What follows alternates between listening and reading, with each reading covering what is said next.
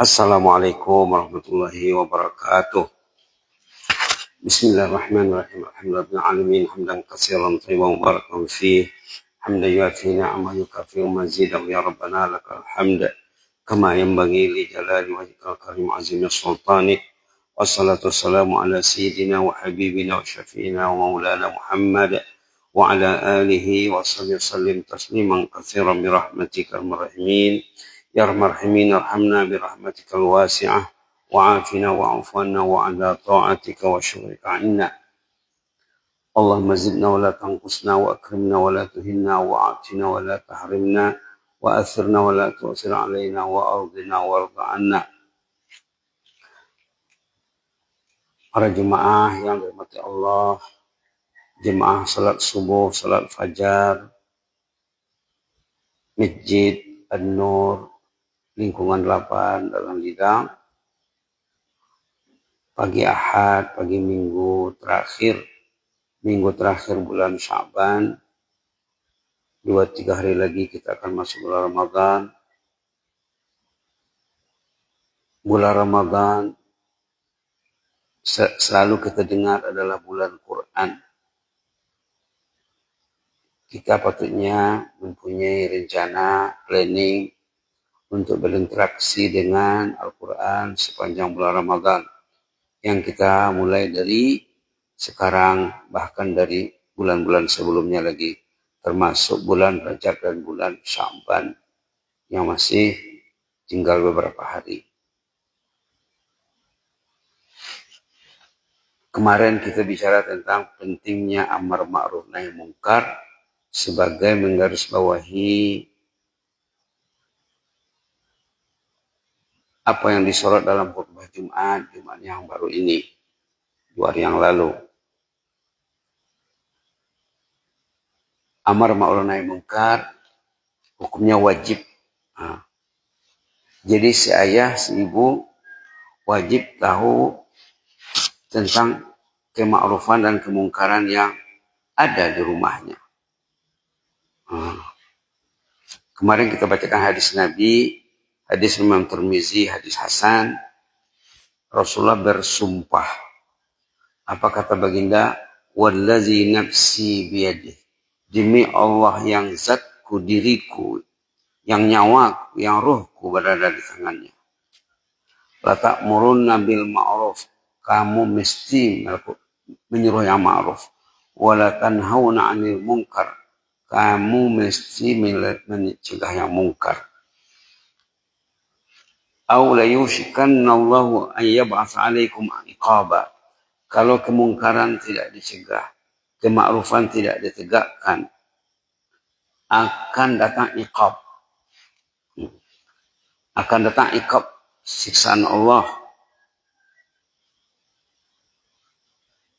Aw la yushikanna Allahu an yab'ats 'alaikum iqaban min. Tidak ditegakkan kema'rufan, tidak dicegah kemungkaran, itu mengundang iqab, azab dari Allah. Tsumma tad'unahu fala yastajibu lakum. Kemudian bila iqab sudah sampai, kita berdoa, katanya doa tidak akan diijabah. Padahal bulan Ramadan itu bulan mustajab doa. Seiring dengan ini, hadis yang kita selalu dengar, baginda berpesan, Rasulullah SAW qala, ad-dinu an-nasihah. Ad-dinu an-nasihah. Ini bagi orang mengaji Arab ya. Ad-din itu mubtada' ma'rifah. An-nasihah khabar ma'rifah. Ini dalam sekali pengertiannya. Artinya maju mundurnya agama itu, kuat lemahnya agama itu tergantung kepada nasihat. Maukah ayahnya menasihati anaknya? Maukah suami membimbing istrinya? Maukah si istri dibimbing? Maukah si anak mendengar cakap ayahnya? Kalau mau, insya Allah agama di tengah-tengah keluarga itu akan hidup dengan baik, akan berkembang dengan pesat. Tapi kalau tidak ada menegur, tidak ada berbicara tentang nasihat, agama tadi akan hilang. Itu maksud ad-dinu an-nasihah. Agama itu maju mundurnya Wujud tidak wujudnya, kuat lemahnya, tergantung kepada nasihat. Terutama pada bulan Ramadan. Jadi ketua keluarga, kepala keluarga, mesti tahu apa yang sebetulnya dia sebut. Kalau dia tidak tahu, mungkin gara-gara tidak tahu, disebabkan tidak tahu, yang baik dia anggap tak baik. Yang tak baik dia anggap baik. Neraca pertimbangan tuh terbalik. Yang biasa baik, padahal tidak baik. Yang baik dilihat tidak baik. Itulah maka kita perlu berinteraksi dengan Al-Quran. Kita teringat kisah seorang ayah di zaman Umar bin Khattab. Dalam 2 minggu lalu mungkin pernah disebut di sini. Ini penting bagi ayah khususnya ya, bagi kepala keluarga. Umar bin Khattab didatangi seorang ayah. Si ayah mengadu kepada Umar, mengeluh. Umar katanya, Khalifah Amirul Mukminin, tolong nasihati anakku. Anakku tidak mau dengar cakap. Ayahnya berbicara, dia tidak peduli. Subhanallah.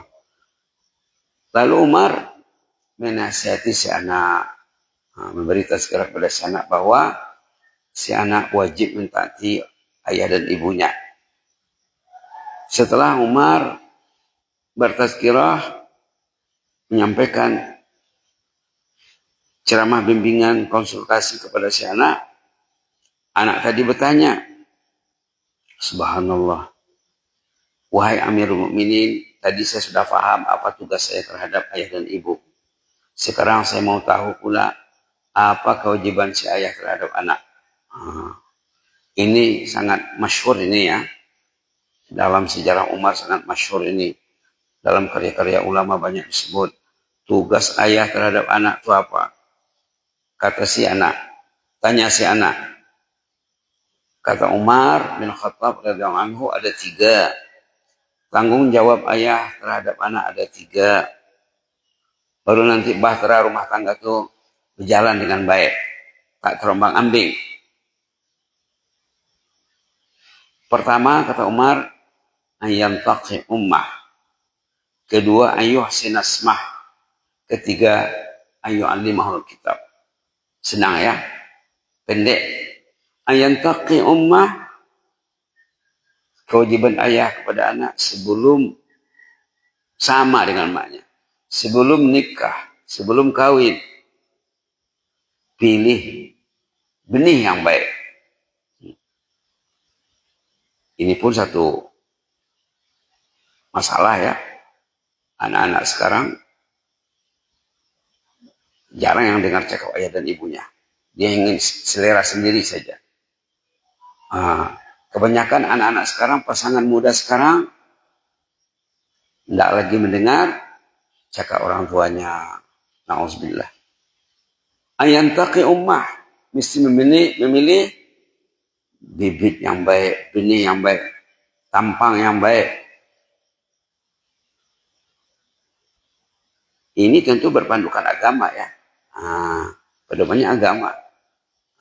Kata hadis, dalam hadis Nabi itu katanya diutamakan faktor keagamaan. Kecantikan iya, kekayaan iya, keturunannya iya, tapi agama nomor 1 kata Rasulullah SAW dalam satu hadis. Yang kedua, kasih nama yang baik. Bila sudah ada anak, kasih nama yang baik. Bila dipanggil, ada artinya Mahmud, Humaidah, Hamidah, kalau perempuan ya. Bila dipanggil, panggilan itu mengandung makna doa, karena maksudnya baik. Ahmad, Humaid, Hamdi, contohnya ya. Kalau nama anak itu tidak jelas maknanya, Nabi Muhammad SAW dan para sahabat termasuk juga Umar menukar nama sahabat yang tidak ada artinya. Ditukar dengan lebih bermakna. Paling kurang dalam panggilan sehari-hari. Jangan dibiarkan nama yang tak ada arti itu. Kalau kita lihat anak-anak sekarang di sekolah, di pondok, di mana, sakit kepala mendengar nama-namanya. Tidak ada artinya. Dari mana diambil? Nauzubillah. Saya teringat Menteri Agama pertama Republik Indonesia, Bapak Profesor Dr. Kiai Haji Muhammad Rashidi.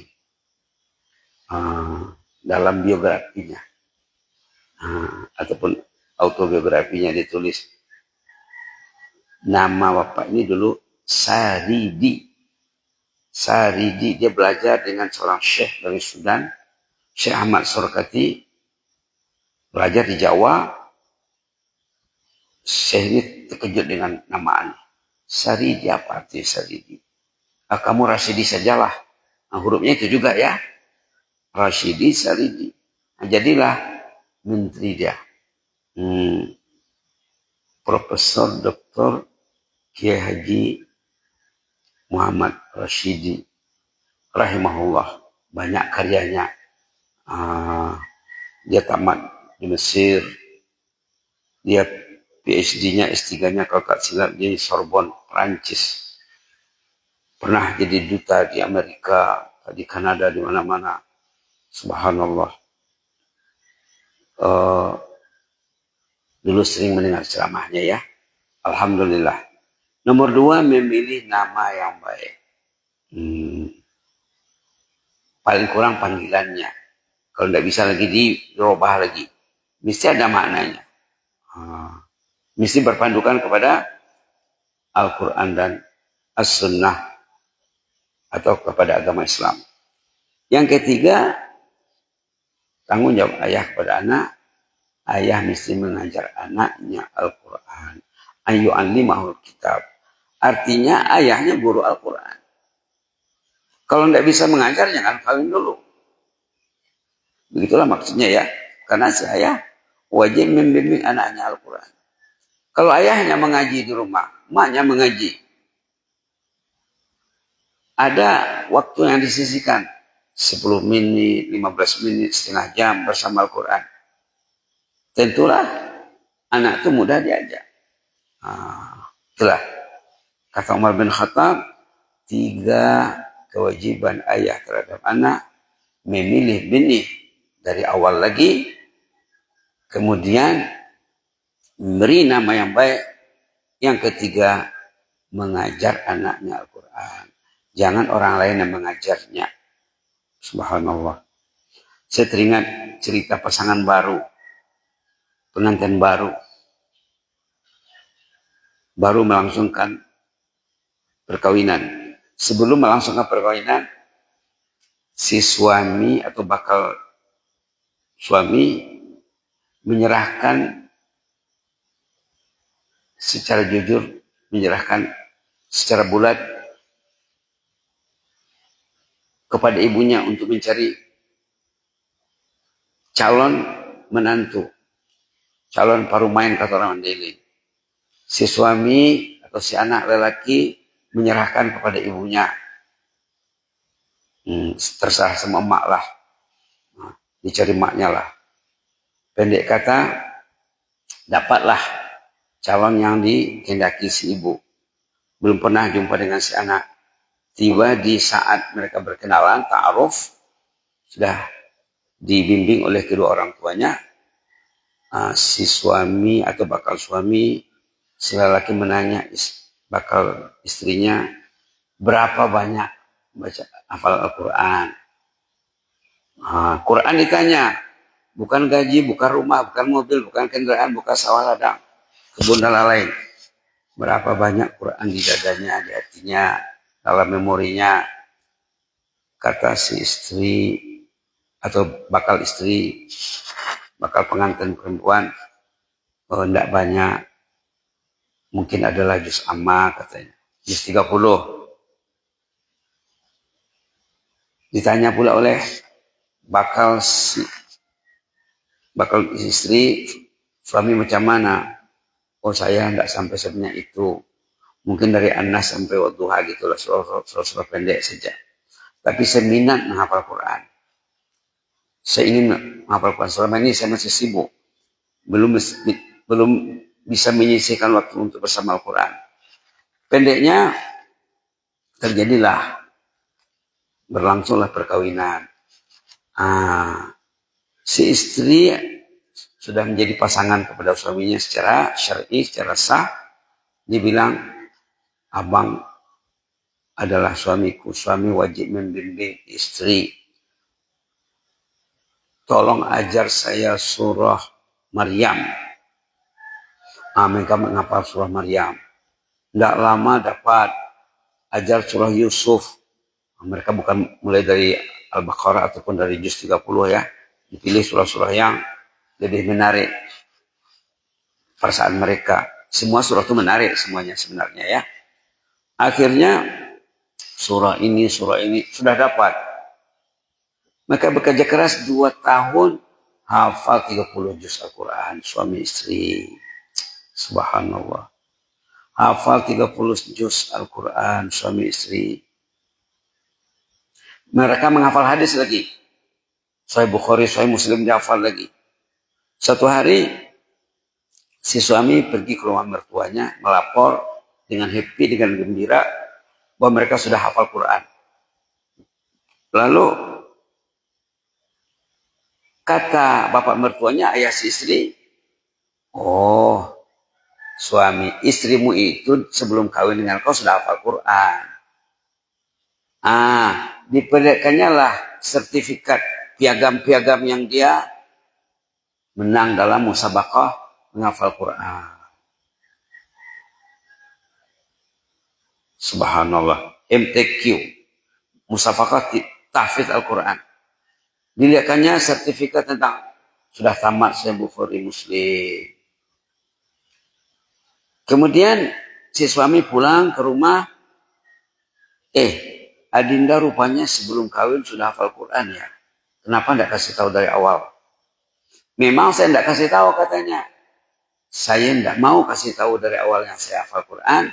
Itu maka saya bilang, saya minta kepada abang anda, ajar saya Al-Quran.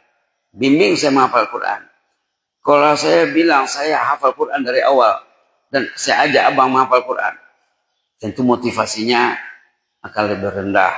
Bila saya minta diajar Quran, suami sebagai guru, istri sebagai murid, alangkah indahnya ya. Di rumah kita bisa suami dengan istri kerjasama berinteraksi dengan Al-Quran, terutama dalam bulan Ramadan ini. Jadi kalau bulan Ramadan ini bulan Al-Quran antara suami istri, ajak anak-anak juga. Kalaupun tidak menghafal, minimal bertadarus. Yang sebaiknya setiap kita duduk bersama Al-Quran, sebaiknya pilihlah 1-2 ayat yang akan direnungkan. Ambillah 1-2 ayat. Tafsir sudah banyak ya. Aplikasi pun ada tentang tafsir Al-Quran. Jangan kita lagi buta Al-Quran pada bulan Al-Quran. Nanti akan ditanya. Karena kewajiban umat Al-Quran terhadap Al-Quran itu di samping membacanya, meyakini dan mengimaninya. Membaca wajib. Meyakini, mengimani wajib. Mentadaburi wajib. Macam mana ingin mentadaburinya? Tentu tahu maknanya dulu. Wajib. Kemudian mengajarkannya wajib. Menyampaikannya wajib. Mengamalkannya wajib. Memperjuangkannya wajib. Menghormatinya wajib. Kalau kita dengar Quran dibaca, kita perhatikan. Coba perhatikan ya. Itulah. Jadi ini baru sisi kemakrufannya. Kita mesti menegakkan kemakruffan dalam Ramadan di rumah kita dengan berinteraksi dengan kitabullah. Duduklah bersama suami istri dan anak-anak, kalau ada menantu juga. Kadang-kadang orang itu kenapa dia lebih mengutamakan berbuka puasa daripada Al-Quran. Subhanallah. Kadang-kadang berbuka puasa pula mengorbankan sholat berjamaahnya. Karena dia mengharapkan berbuka di rumah, tidak datang lagi ke masjid maghrib. Itu kalkulasinya, perhitungannya salah itu. Rugi besar. Yang tidak sholat maghrib di masjid, tarawih dikejarnya, maghrib tercicir. Itu dalam komunitas Islam yang maju tidak ada tuh. Walaupun kita minum segelas air aqua, air mineral water di masjid, nanti mau pulang makan. Yang penting sholat 5 waktu kalau boleh sepanjang Ramadan, coba kita isi, kita penuhi, dan kita sisihkan masa kita di rumah dengan Al-Quran. Tentang baca Quran di masjid, sudah sering dibilang, kalau kita baca Quran di masjid, nilainya 1 ayat lebih mahal dari 1 ekor unta besar gemuk. Rugilah kalau kita duduk di masjid bulan Ramadan ataupun sebelum dan sesudah Ramadan tidak membaca Al-Quran, karena 1 ayat nilainya dalam hadis sahih lebih mahal pada unta besar gemuk. Dan kita sudah bilang sering, harga unta dalam pasaran unta sekarang di negara Arab melebihi unta yang besar yang gemuk ya, yang termahal lah, melebihi harga kendaraan mobil motor. Kata orang Indonesia motor, kata orang Malaysia kereta, melebihi harga kendaraan termewah zaman sekarang. Subhanallah. Jadi berinteraksi dengan kitabullah di rumah dan di masjid, ini satu cara yang terbaik dalam mengisi Ramadan, menegakkan kemakrufan, apalagi dengan niat kita mendakwah masyarakat, mendakwah keluarga. Nanti kalau sudah terbiasa keluarganya berinteraksi dengan Al-Quran, meninggallah ayahnya, meninggallah ibunya, yang sudah mendidik anaknya cinta Al-Quran, inilah amal saleh yang mengalir pahalanya setelah ayah ibunya tiada. Jangan kita hanya mengharapkan dibacakan Yasin, tahlil, dan lain sebagainya. Kita tinggalkanlah minda positif, pemikiran positif bahwa wajib berinteraksi dengan Al-Quran. Terutama kita mulai sebelum Ramadan, bulan Ramadan. Karena bulan Ramadan bulan hati kita dibentuk. Hati kita dijadikan Allah untuk mencintai ketaatan. Karena setan-setan iblis, ketua-ketua setan iblis dibelenggu. Jadi kecenderungan untuk berbuat taat makin kuat dalam bulan Ramadan. Kita manfaatkanlah suasana yang baik ini, mudah-mudahan membawa berkah kepada kita semua. Jazakumullah khairan. Inni uhibbukum fillah wa astaghfirukumullah. Wassalamualaikum warahmatullahi wabarakatuh.